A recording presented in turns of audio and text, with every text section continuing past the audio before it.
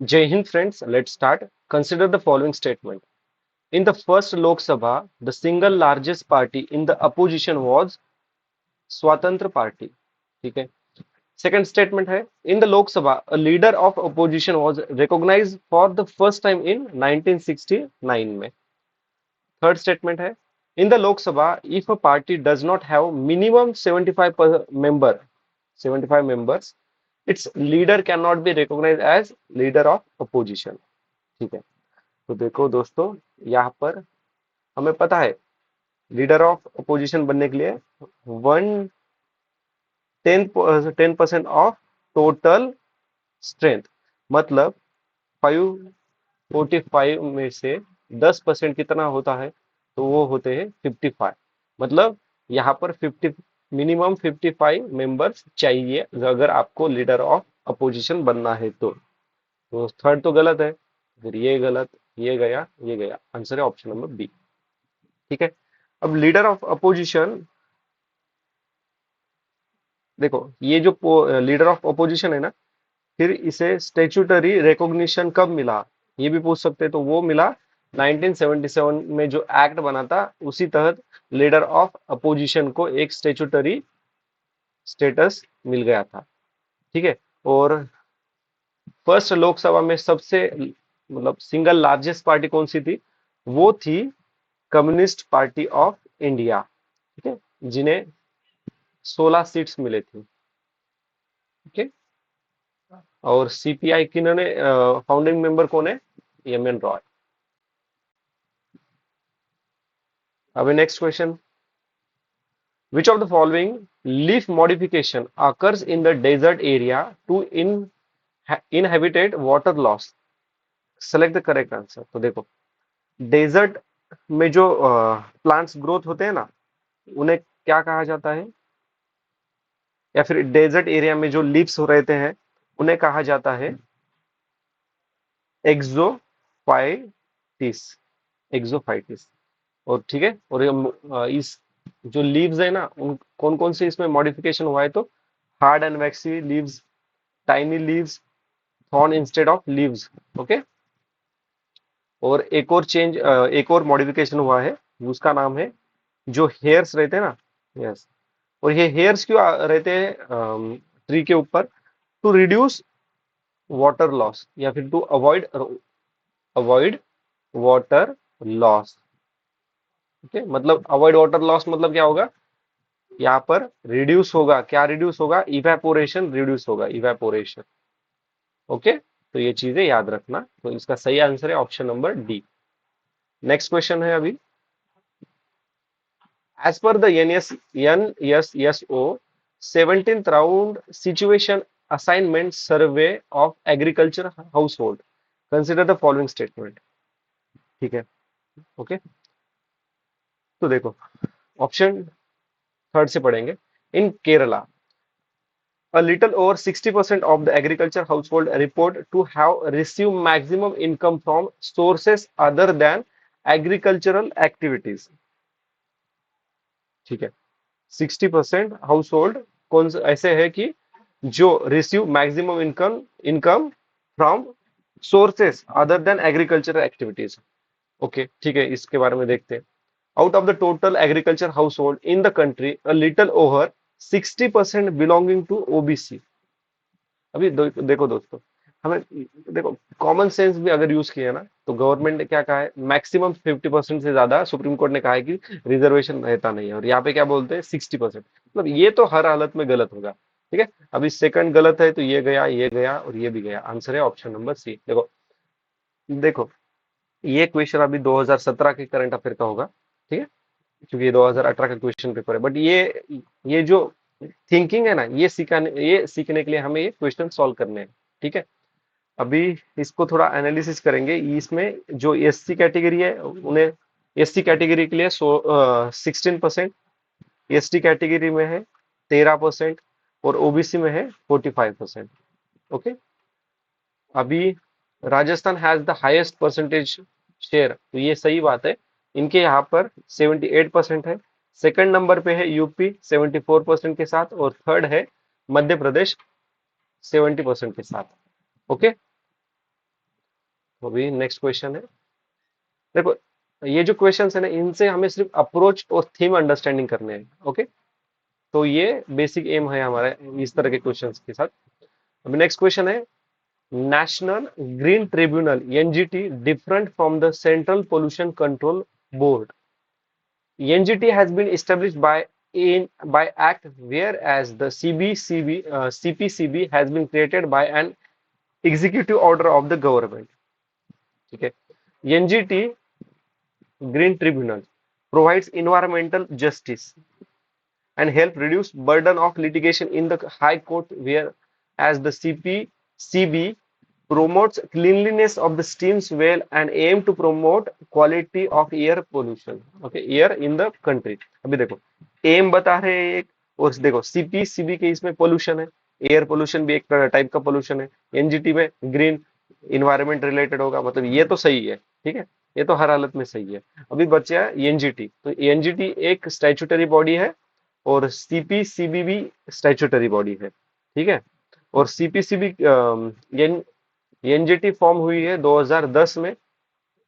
ठीक है, और सीपीसीबी जो है वो water prevention and control of pollution act 1974 के तहत बनी है। एनजीटी एनजीटी जो है ना, नेशनल ग्रीन ट्रिब्यूनल, तो ये not bound by code of civil procedure. And दूसरा मेन इंपॉर्टेंट एम है इनका, ये गाइड बाय, मतलब NGT guide by principle of natural justice. ठीक है, तो ये दो पॉइंट याद रखना, पूछे जा सकते हैं हमें, क्योंकि एनजीटी ना काफी बार न्यूज में रहता है। तो इसका सही आंसर क्या है? Option number B, two only. Okay, next question देखते हैं अभी। Consider the following statement, which of the statement given above are correct? The Parliament of India can place a particular law in ninth schedule of the Constitution of India. Validity of a law placed in the ninth schedule cannot be examined by any court. No judgment can be made on it. देखो, ये तो गलत है, ये सही है। First जो Indian constitution act बना था 19, ओके, तो ये फर्स्ट कॉन्स्टिट्यूशन अमेंडमेंट में जो 31st क्लॉज भी ऐड किया था, इसमें 9th शेड्यूल का मेंशन है। अंडर द 9th शेड्यूल क्या होता है पता है क्या? पार्लियामेंट कोई भी लॉ बना सकते हैं और उस लॉ को क्या उस लॉ को क्या कर सकते नहीं, उस लॉ को कोई भी कोर्ट चैलेंज, मतलब कौन से भी कोर्ट में आप चैलेंज नहीं कर सकते on the ground of violation of fundamental right. ठीक है, बट अभी देखो, इसने इसमें ना दो इंपॉर्टेंट जजमेंट हुए थे। तो I R Coelho versus Tamil Nadu state 2007 में एक केस हुई थी, और केशवानंद भारती 1973 में इससे रिलेटेड क्या हुआ था, एक केस हुई थी। ठीक है, तो केशवानंद भारती केस के तहत सुप्रीम कोर्ट ने जजमेंट दिया था कि जो भी 24 मार्च 1973 के बाद जो भी 9th शेड्यूल में सब्जेक्ट्स है ना, तो वो अगर फंडामेंटल राइट वायलेट कर सकते हैं तो वो जुडिशियल रिव्यू के दायरे में आ सकते हैं। इसलिए वो सेकंड वाला स्टेटमेंट गलत है हमारा। तो सही आंसर है ऑप्शन नंबर ए। ठीक है, which one of the following best describe the term merchant discount rate sometime see in a news. ठीक है, अभी देखो, ये उस टाइम का करंट अफेयर का क्वेश्चन है। ओके, तो इसका सीधा आंसर देखेंगे, option number C is the correct answer. ठीक है, इसमें कोई वैल्यू एडिशन कुछ है नहीं हमारे लिए, सिर्फ इतना ही याद रखना है कि इस तरह के जो टर्म्स इन न्यूज है ना 2024 के और 25 के, वो हमें याद रखने हैं। अभी नेक्स्ट देखते हैं न्यूक्लियर सप्लायर ग्रुप के बारे में। What are the consequences of the country being the member of nuclear supplier group? It is automatically become a member of the treaty on the non-proliferation of the nuclear weapon। देखो, मैंने कहा था Indian polity और international relations वाले questions में automatically ये word आ गया तो समझना 90% ये एक ट्रैप वर्ड है। ठीक है, तो ये स्टेटमेंट गलत है। It will have access to the latest and the most effective nuclear technology, more technology. तो ये स्टेटमेंट सही है, ठीक है। अभी ना एनपीटी काफी बार न्यूज में रहता है, तो इसे थोड़ा डिटेल एनालिसिस करेंगे, ठीक है। तो इंडिया इसका मेंबर है क्या? तो इंडिया इसका मेंबर नहीं है, ठीक है। इस ग्रुप में 48 मेंबर्स है। 1974 में इंडिया ने पहली न्यूक्लियर टेस्ट किया था, ओके। एनपीटी इनफोर्स कब हुई थी? तो 1970 में इनफोर्स हुई थी। 1968 में डिस्कशन चल रहा था, 1970 में इसको अप्लाई कर दिया था। इसमें क्या लिखा है? Accept P5। P5 कौन है? परमानेंट फाइव वाले, यूएन के।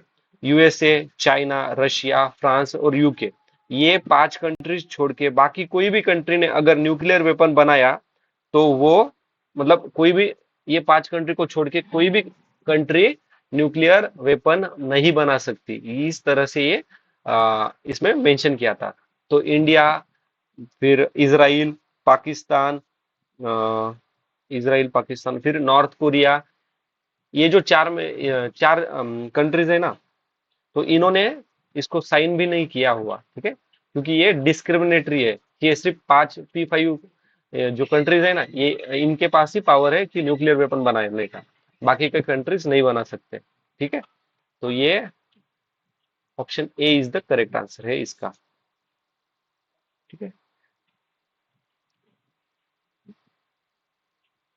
With reference to India's decision to levy an equalization tax of 6% on online advertisement service offered by the non-resident in title, which of the following statement are correct?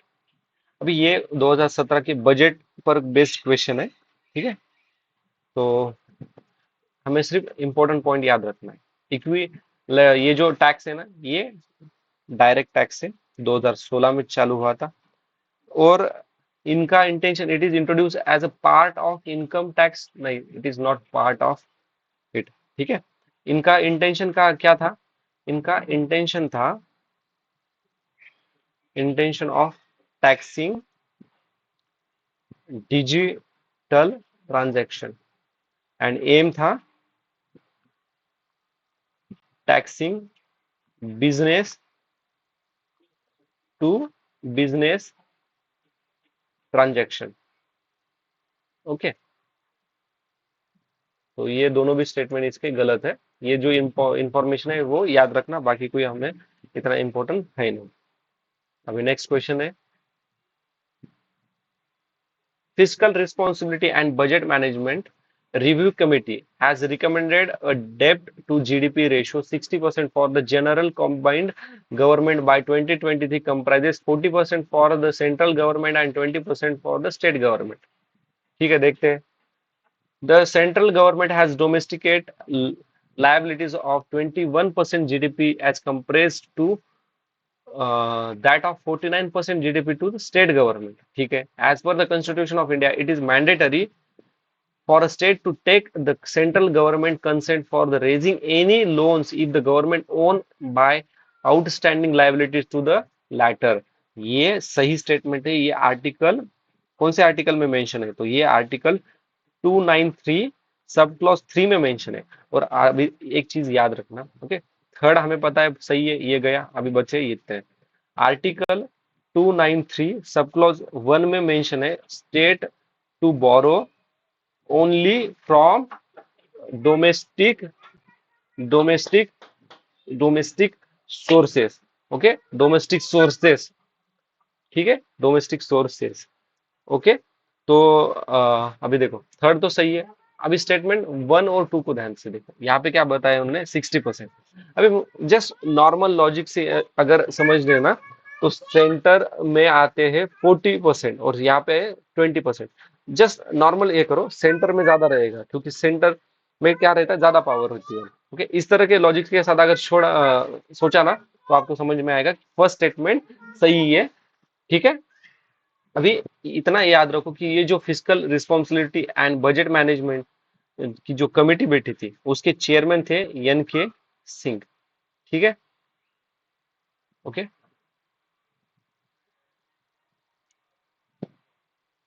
भी next question है, The quantity of imported edible oil is more than the domestic production of edible oil in the last 5 years. ठीक है, government does not impose any custom duty on all the imported edible oil in the special cases. अभी देखो, ये question ना हमारे लिए इतना important है नहीं, क्योंकि ये 2018 का, उसके पहले वाले 5 साल का जो डेटा है इससे रिलेटेड है, बट जस्ट क्वेश्चन की थीम और क्वेश्चन का पैटर्न समझने के लिए हमें ये क्वेश्चन सॉल्व करना है।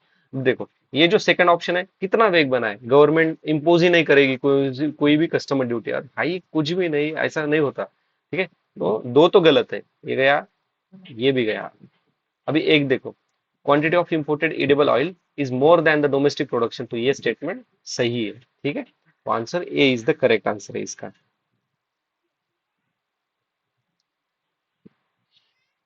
ही wrote biographies of Mazzini, Garibaldi, Shivaji Maharaj, and Sri Krishna.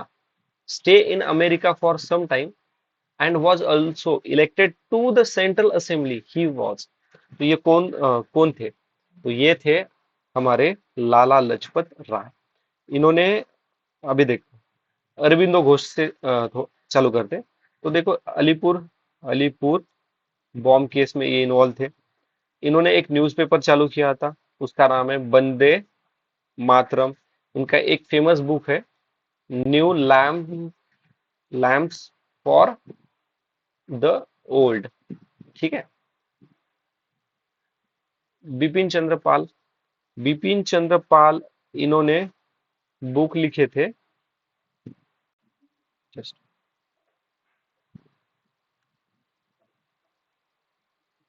India India nationalism, फिर सोल ऑफ इंडिया। ठीक है, लाला लजपत राय लाला लजपत राय ने कुछ और इंपॉर्टेंट बुक लिखे थे, जैसे कि अनहैप्पी इंडिया, फिर young India, history of Arya Samaj. और याद रखना, लाला लाजपत राय मेंबर भी थे आर्य समाज के। ठीक है, और आर्य समाज 1875 में किन्होंने इस्टेब्लिश की थी? स्वामी दयानंद सरस्वती ने चालू किया था बॉम्बे में। ओके, इनका एक और इम्पोर्टेंट बुक है लाला लाजपत राय का, इंडिया एंड इंटरप्रिटेशन। फिर एक और बुक है, इंग्लैंड्स डेब्ट टू इंडिया। ठीक है, ये 1926 में स्वराज पार्टी को भी ज्वाइन करते हैं। अभी स्वराज पार्टी को ज्वाइन करते, बट स्वराज पार्टी फाउंड किसने की थी? तो मोतीलाल नेहरू और सी आर दास, इन्होंने 1923 में स्वराज पार्टी इस्टेब्लिश की थी।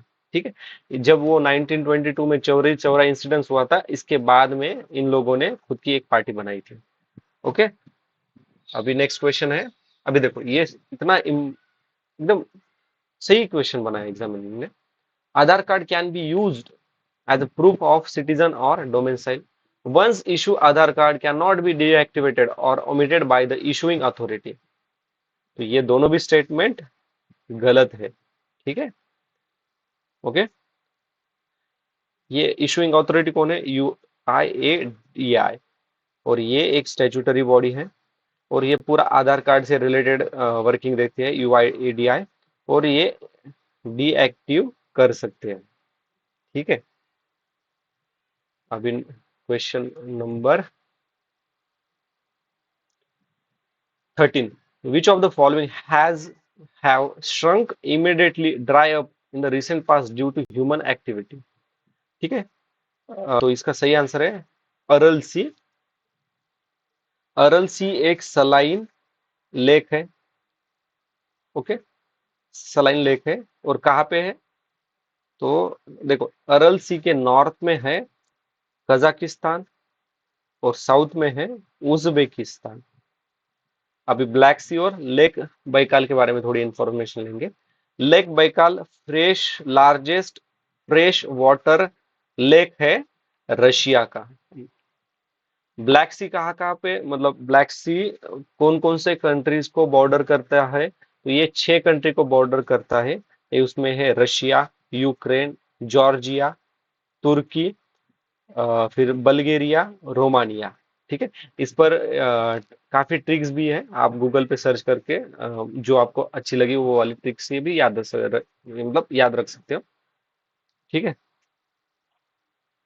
Rule of law index release by which of the following. अभी देखो इसको ना एकदम कॉमन सेंस से सॉल्व करेंगे। लॉ, मैंने क्या कहा था, इंटरनेशनल मतलब क्या है, एनजीओ होते हैं। ठीक है। एमनेस्टी इंटरनेशनल ये ह्यूमन राइट, एक ह्यूमन राइट वाला एनजीओ है। ठीक है, ये तो नहीं है। अभी देखो लॉ है, यहाँ पे जस्टिस, यहाँ पे भी जस्टिस, मतलब बी और डी में से ही एक होगा। But international Court of justice, फिर मेरे को बताओ कोर्ट इंडेक्स वगैरह कुछ बनाता है क्या? कोर्ट के पास इतना टाइम होता है कि वो इंडेक्स वगैरह बनाए? तो ये गलत है, इसका सही आंसर है option number D, world justice project. अभी याद रखना है हमें एक है कि इंटरनेशनल कोर्ट ऑफ जस्टिस में अभी तक इंडिया के 4 जजेस वहां पे इंडिया को रिप्रेजेंट कर रहे थे, मतलब इंडिया के 4 जजेस यहाँ पे थे। और करंटली एक जज है जो भी अभी भी still they are in International Court of Justice, उनका नाम है दलवीर भंडारी। ठीक है। अभी the office of UN commissioner for human right, ये 1993 में इन्फोर्स हुआ था। और ये जो जस्टिस प्रोजेक्ट है ना, ये 1949 में बना था टू प्रमोट, किसके लिए प्रमोट किया था? इनोवेटिव बैंकिंग सिस्टम के लिए, बैंकिंग सिस्टम के लिए। ठीक है। नेक्स्ट क्वेश्चन देखेंगे अभी। विच one of the following link all the ATM in India. अभी देखो यूपीआई वाला एक क्वेश्चन था, तभी मैंने बोला था एटीएम का भी काम यही करता है, वो है national payment corporation of India. ठीक है। अभी इसको फिर से रिवाइज करेंगे। National payment corporation of India एक नॉट फॉर प्रॉफिट ऑर्गेनाइजेशन है, इसका मतलब it form under companies act और established by RBI and Indian bank association. ठीक है। अभी ये हुआ। अभी थोड़ा डिस्कस करेंगे हम नेशनल सिक्योरिटी डिपॉजिट लिमिटेड के बारे में। तो ये जो नेशनल सिक्योरिटी डिपॉजिटरी है, तो सीबी इसकी मेन रेगुलेटरी बॉडी है। और नेशनल सिक्योरिटी डिपॉजिटरी लिमिटेड के हेडक्वार्टर है मुंबई में, इस्टेब्लिश हुआ था 1996, एक सेमी गवर्नमेंट। और ये क्या काम करते हैं नेशनल सिक्योरिटी डिपॉजिट लिमिट?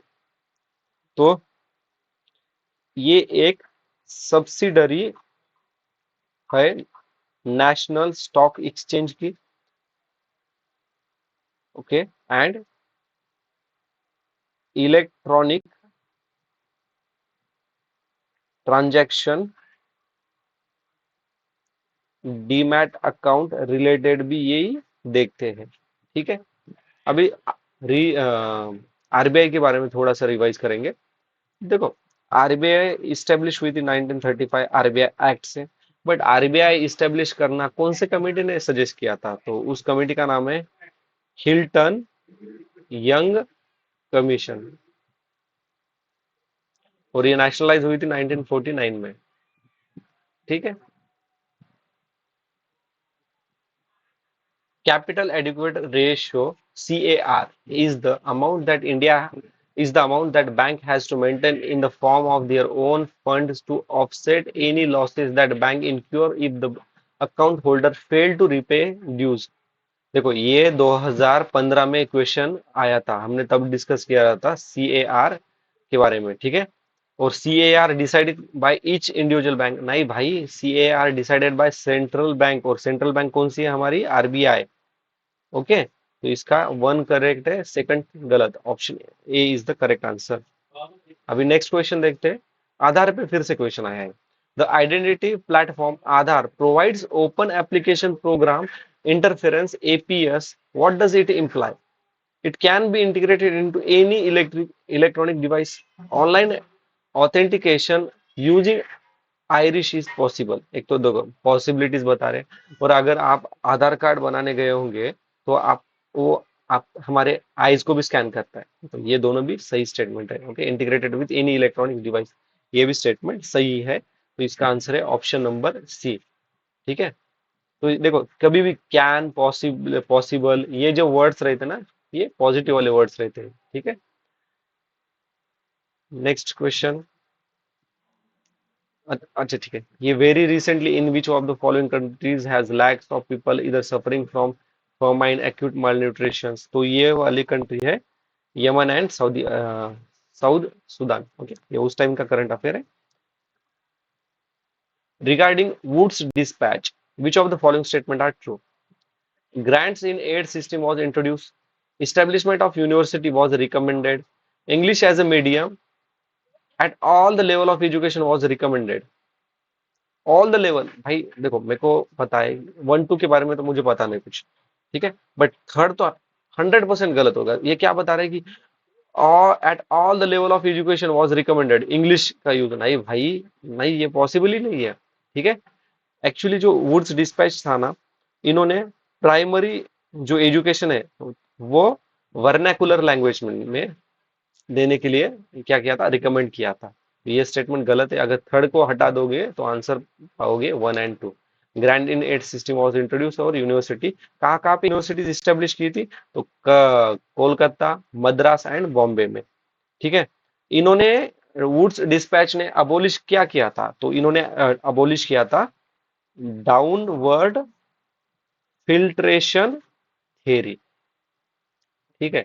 और ये वुड्स डिस्पैच को ही कहा जाता है Magna Carta of English education या फिर education system, Magna Carta of education system 1854 में, ठीक है। ओके, अभी नेक्स्ट क्वेश्चन है। As per the as per the right to education RTE act, to be eligible for appointment as a teacher in a state, a person would be required to possess the minimum qualification laid down by the concerned state council of teacher education।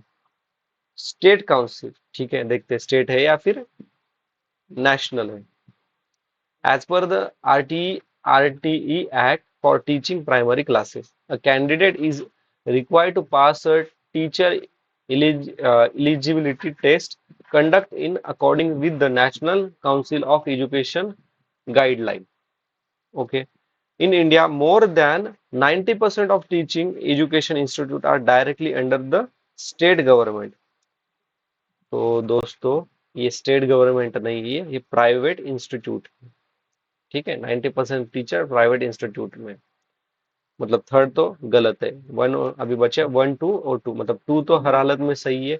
और ये जो first है ना, ये state council नहीं है, national council of teacher education है यहाँ पर, ठीक है। अभी नेक्स्ट क्वेश्चन डिस्कस करेंगे हम। ट्रेडिशन एंड कौन से स्टेट का है, तो चापचार कूट फेस्टिवल मिजोरम का है। कोंग कोंग कोंगजोम पारबा बेल्ट, ओके सॉरी फॉर प्रोनाउंसिएशन है दोस्तों। तो ये जो पारबा बेल्ट है ना, ये सिंगिंग का फेस्टिवल है यहाँ का, कहाँ का, मणिपुर में। और थांगडा डांस ये है ना, एक एक्चुअली मार्शल आर्ट है, और ये मणिपुर का ही है। अभी ना एक चीज याद रखना है हमें यहाँ से, ये जो कोंगजोम पारबा बेल्ट है ना, एक्चुअली 1891 में ब्रिटिश और मणिपुर के बीच में एक वॉर हुआ था या फिर एक रिवॉल्ट हुआ था।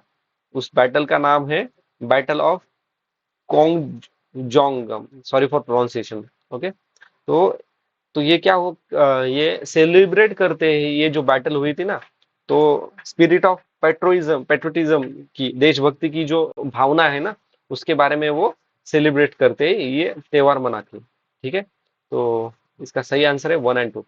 ओके दोस्तों, ये थोड़ा प्रोनाउंस डिफिकल्ट है, इसलिए मैंने गलत गलत किया होगा, सॉरी फॉर दैट। अभी नेक्स्ट क्वेश्चन है। The food safety and standard act 2006 replace the prevention of food adulteration act 1954।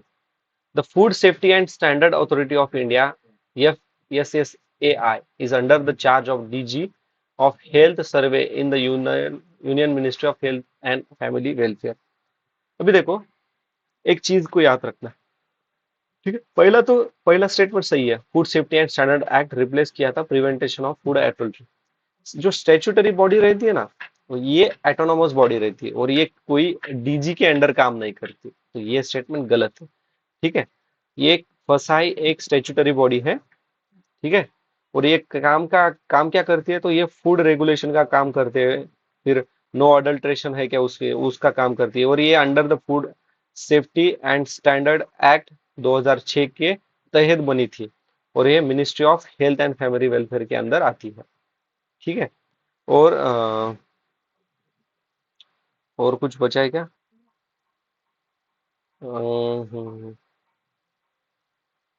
ठीक है, अभी नेक्स्ट क्वेश्चन डिस्कस करते हैं। To test two state solution sometimes, अभी ये टू स्टेट सॉल्यूशन इन इजराइल के बीच में था। ओके, पैलेस, अभी ना इसमें थोड़ा चीजें याद रखो। एक ओस्लो अकॉर्ड हुआ था, Oslo accord between Israel and Palestine Liberation Organisation. ये एक्चुअली एक पीस ट्रीटी थी। ठीक है, तो ये जस्ट याद रखना, ओस्लो अकॉर्ड क्या है, मे बी एग्जामिनर पूछ सकता है हमें। क्वेश्चन नंबर 25 क्या है? With reference to the provision made under the National Food Security Act 2013. Consider the following statement. The families coming under the category of below poverty line only only are eligible to receive subsidies food grain. Elder women in the household of age 18 year or above shall be the head of the house for the purpose of issuing a ration card. ठीक है, देखते हैं third statement क्या कहता है। Pregnant women and lactating mothers are entitled to a take home ration of 1600 calories per day during pregnancy and for 6 months thereafter. So which of the above statement are correct? अभी मुझे बताओ, मैंने इतने बार आपको कहा है, ये जो ऐसा ये डेटा देते हैं ना, ये डेटा ट्रैप होता है। ये 1600 नहीं, ये 600 कैलोरीज। ठीक है, और 18 से लेके 20 ग्राम प्रोटीन। और जो चिल्ड्रंस है ना, तो चिल्ड्रंस जो 6 मंथ से लेके 6 ईयर है, उनके लिए 500 कैलोरीज प्लस 12 से लेके 15 ग्राम प्रोटीन है। मैटरनली बेनिफिट्स लगभग अराउंड 6,000 है rupees to pregnant and lactating mothers को। मतलब देखो, थर्ड हटाएंगे तब देखते, थर्ड हटाया तो 1 2 एंड 2, मतलब 2 तो हर हालत में है। और फर्स्ट जो स्टेटमेंट है, उन्होंने सिर्फ ओनली किसे, बीपीएल वालों के, भाई बीपीएल को है क्या, बाकी लोगों को नहीं, ये एपीएल वालों को भी है। और देखो, लगभग rural area 75% and urban area 50% cover करता है ये। ठीक है, अभी नेक्स्ट क्वेश्चन है। India enacted the geographical indication of goods registration and protection act 1919 in order to comply with the obligation to. तो ये देखो, जीआई टैग, इसके पहले मैंने कहा था वर्ल्ड ट्रेड ऑर्गेनाइजेशन, ये थर्ड क्वेश्चन है। देखो इसी थीम पर based. Okay, world trade organisation, अभी वर्ल्ड ट्रेड ऑर्गेनाइजेशन गैट को रिप्लेस करके 1995 में बना था। इंडिया इसका मेंबर है। और ये कौन से एग्रीमेंट के अंदर बना था, तो मरक्केश एग्रीमेंट। ठीक है, जैसे कि ब्रिक्स है फोर्टलाइजर डिक्लेरेशन के अंदर, तो उसी तरह से ये मरक्केश एग्रीमेंट के अंदर है। ठीक है, अभी यूएनसीटीएडी, ये एक यूएनजीए की परमानेंट बॉडी है, इसका इंडिया मेंबर है, और ये ट्रेड एंड डेवलपमेंट रिलेटेड काम देखती है। आईएमएफ का हेडक्वार्टर वॉशिंगटन डीसी, हमने पढ़ा है बहुत बार। आईएलओ के बारे में थोड़ा देखेंगे, अभी तक हमने कभी डिस्कस नहीं किया आईएलओ का। तो ये under the treaty of versatile form हुई थी 1919 को। ओके, आईएलओ, इसका हेडक्वार्टर जेनेवा, और ये एक बार इन्हें नोबेल प्राइज में मिला है। ये ओनली यूएन ऑर्गेनाइजेशन है जो ट्राई पार्टीज है, जैसे कि मतलब इम्प्लॉइज भी है यहाँ पे, एम्प्लॉयर्स भी है, एंड गवर्नमेंट भी है इसमें। ठीक है, तो याद रखना आईएलओ, इंटरनेशनल लेबर, आईएलओ को याद रखना। ठीक है, नेक्स्ट क्वेश्चन। अभी in India, state government do not have the power to auction non coal mines, ठीक है। Andhra Pradesh and Jharkhand do not have any gold mine, Rajasthan has iron ore mines, ठीक है। अभी देखो आंध्र प्रदेश एंड झारखंड में अगर यहाँ पे गोल्ड माइन नहीं है तो ये गलत है। राजस्थान में आयरन ओर देखो, अगर 1% भी आयरन ओर मिला तो ये तो स्टेटमेंट सही है। मतलब देखो वन वन टू तो गलत है, ठीक है। बट थर्ड स्टेटमेंट तो सही है क्योंकि राजस्थान इतना बड़ा है। ओके, अगर और काफी मिनरल्स हमें राजस्थान में मिलते हैं, ठीक है। अगर 0.00% 1% भी कुछ अमाउंट ऑफ आयन आयन ओर मिला तो ये स्टेटमेंट सही होगा ना। मतलब 1 3 एंड 3। तो देखो फर्स्ट स्टेटमेंट देखते हैं। देखो जो स्टेट गवर्नमेंट के पास जो क्या बोलते हैं उसे, अ, जो माइनर मिनरल्स रहते हैं ना, ठीक है, वो ऑक्सीजन की पावर रहती है। और यहाँ पे नॉन कोल मतलब कौन से माइनर मिनरल्स आएंगे, तो ये पावर इनके पास होती है। अगर कोल या फिर अदर मिनरल्स जो रहते हैं, ओके, मेजर मिनरल्स का भी कह सकते हैं हम, तो उसके लिए सेंटर की अथॉरिटी चाहिए होती है। ओके, तो ये स्टेटमेंट भी क्या है, गलत है। और आंध्र प्रदेश एंड झारखंड, देखो आंध्र प्रदेश के, अभी ये याद रखना, रामागिरी, एक जगह है अनंतपुरा डिस्ट्रिक्ट में, आंध्र प्रदेश, यहाँ पे गोल्ड माइन है। और झारखंड में हमें, देखो या अभी ना झारखंड वाला थोड़ा ना याद रखना इंपॉर्टेंट है। सुवर्ण रेखा जो रिवर है, जिसे गोल्ड स्ट्राइक भी कहा जाता है, यहाँ पर हमें गोल्ड माइन है यहाँ पे। फिर सोना नाडी बोल के एक जगह है सिंहभूम डिस्ट्रिक्ट में, यहाँ पर। और सोनपत वैली, यहाँ पे हमें गोल्ड मिलता है। अभी एग्जामिनर नेक्स्ट टाइम पूछ सकता है ये सोनपत वैली कहाँ पे है, या फिर सुवर्ण रेखा रिवर कहाँ से फ्लो होती है। तो इस तरह से भी क्वेश्चन पूछ सकते हैं। जैसा जैसे ब्रह्मपुत्र की जो ट्रिब्यूटरी है ना तीस्ता, उस पर एक क्वेश्चन हमने देखा था, सिक्किम की जो इंपॉर्टेंट रिवर है, फिर तीस्ता की एक और ट्रिब्यूटरीज बताई थी हमें। उस तरह से क्वेश्चन इस इंफॉर्मेशन से भी बना सकते हैं, ठीक है। तो याद रखना इसे। तो अभी बाकी क्वेश्चन नेक्स्ट वीडियो में डिस्कस करते हैं। अगर आपको कोई डाउट या फिर कोई सजेशन है तो प्लीज कमेंट बॉक्स में मेंशन कीजिए, ठीक है। Thanks for watching, see you in next video. जय हिंद, टेक केयर।